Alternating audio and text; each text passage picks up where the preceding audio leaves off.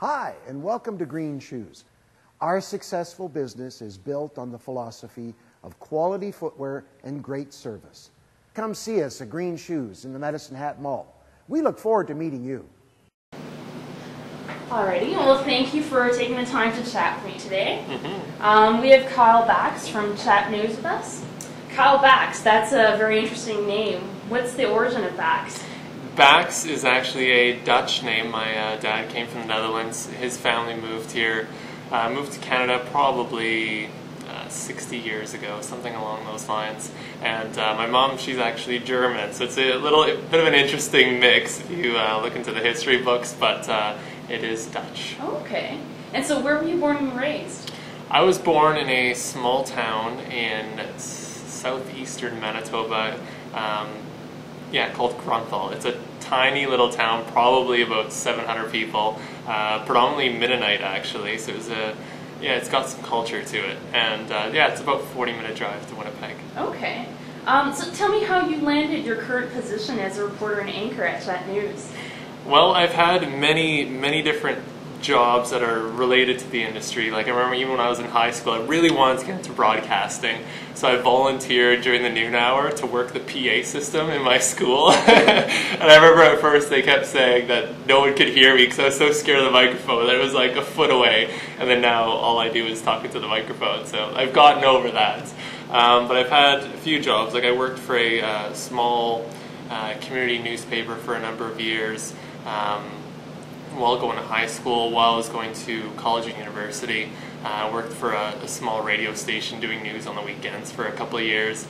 And then I worked at Global Winnipeg as a reporter and a writer, which was a great experience just to get that big newsroom type feel. But after I was done university, I really wanted to move just because I like to travel and I like to have different experiences. So I packed my car full of resumes, full of demo tapes, and I drove from Winnipeg to Vancouver and back, and I went to every single TV station, pretty much. And so the day before I would go to a certain TV station, I'd call ahead, talk to the head of the newsroom and just say, hey, I'm driving through town, I'd like to stop by, that sort of thing. And most of them would just say, yeah, come on by and show me your tape and that sort of thing. Wow. And so it was really good just to get feedback, of course, on all my work and just to meet people who've been in the field for years and years, and so actually that's how I landed this job. I actually didn't even do an interview here. I just because I was racing back, so I had to get back to work. But I threw in a demo tape and my resume, and I got a call about a week later. I bet there's a bunch of news stations across Western Canada now kicking themselves for not. I sure hope so. So what's your favorite part of your job? Well, I've been here almost 2 years now, and I've had a lot of experience reporting and anchoring, which is great that I can do both of them. And with the reporting, I just love being out in the community every day. Like you meet new people, you go to so many neat places, and it is the people like that you meet. There's such an eclectic mix of people that have so many backgrounds and positions that they hold. And the anchoring is also a great experience too, because I get to work with Rhonda, and she has an amazing amount of experience in this field. Like she's worked in Europe, she's worked in Japan. I think she was holding a position with ABC in Japan. Like she has so much experience. I really am blessed whenever I can sit beside her on the news desk, and I just learned so much from her. Okay. You had the opportunity to travel to Ethiopia last year. Tell me a bit about that trip. Well, it was amazing. It's arguably the best thing that I've done in my life. It was in October of last year that I traveled with 17 people from Medicine Hat. Well, about 12 of them were from Medicine Hat, the rest from across Canada, one even from the US. And we were doing humanitarian work there. And it was very diverse because everyone who came brought their own skill set along. And so there was one person who's an ER doctor at the hospital here, so he went and he did his, he provided medical aid. And there was a carpenter who went and he taught some kids how to improve their woodworking skills, like how to build beds and basic things. And so everyone who went brought a skill set, and for people who didn't really have one that applied, they would just help out and with the medical medical treatment and that sort of thing. And for me, it was, I brought my camera along and filmed just a documentary about how everyday average people in Medicine Hat are creating opportunity a world away.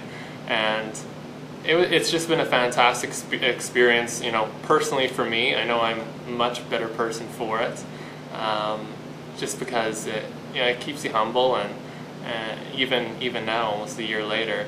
And it's also opened so many opportunities. Like, I've been able to present that documentary on a number of occasions, and it's just great to have that interaction with people, because some people have way more experience in international development than I do, and some have never left Alberta, and yet everyone is intrigued by it.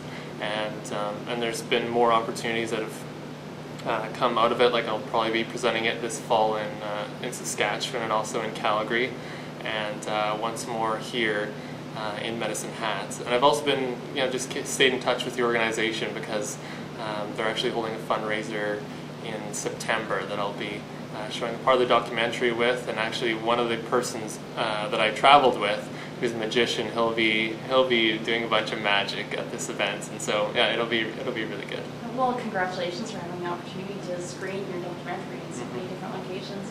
Is humanitarian work something that you'd like to consider or like to continue on in the future? Oh, absolutely, absolutely. Like, it's one of those things that I want to go back so badly, and I'm sure I will in the next few years, and even just traveling to a few different parts of the world, just to, I guess, expand my horizons and just understand the field more.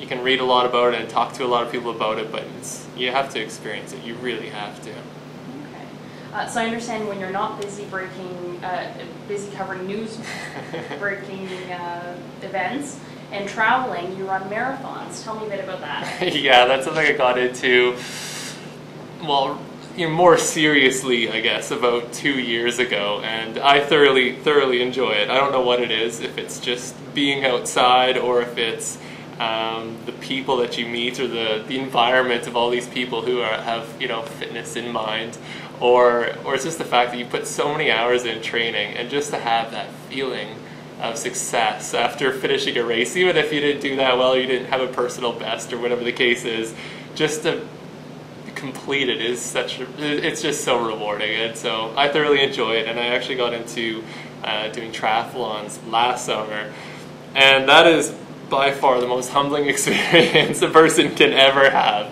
Yeah, and so even just finishing one of those things, and if I didn't drown or have a flat tire, then it is success, hands down.